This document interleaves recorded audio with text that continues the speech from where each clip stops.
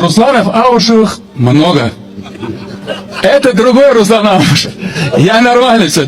Можешь бы, лишь бы футбол гоняю, все в порядке.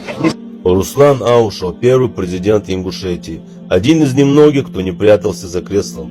Герой Советского Союза. Его уважали на Кавказе и даже в Москве за честь, прямоту и мужество. 1995 год. Во время Первой русско-чеченской войны федеральная власть приказала перекрыть границу с Чечней и не впускать беженцев в Ингушетию. На постах стояли колонны людей. Женщины, старики, дети, без еды, без воды. Руслан Аушев нарушил приказ. Он лично прибыл на блокпост и отдал команду открыть дорогу. 100% жителей Ингушетии против войны в Чечне, и они морально и оказывают помощь. Сколько здесь находится? Порядка, самых тяжелых дней было до 120-130 тысяч беженцев на территории Ингушетии. Оказывали помощь, и сегодня оказываем помощь, и сегодня сделаем все. И мы, конечно, а как ты? От своего брата откажешься, что ли? Не откажешься никогда от своего брата.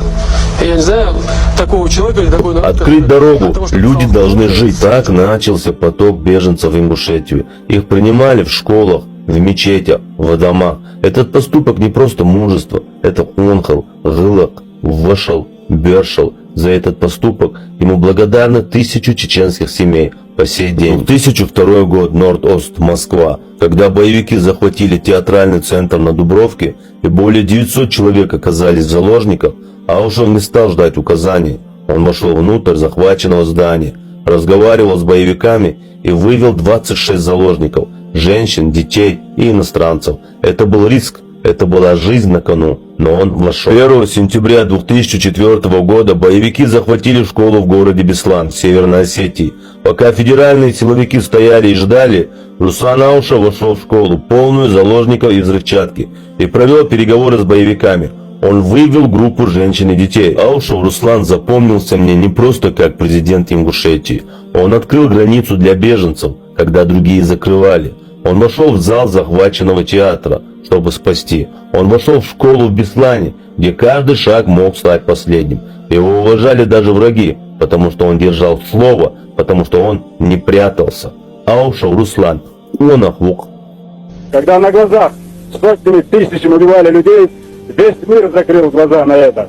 Я хочу сказать своим братьям и сестрам ингушам, да будет доволен вами Аллах. Когда нас постигла большая беда, вы стали рядом с нами, став нашими братьями и сестрами. Вы всячески нам помогали. Первые жертвы войны были именно тут, в Ингушетии, до того, как военные зашли в Чечню. И именно здесь им показали, что война будет нелегкой и молниеносной, как они хотели.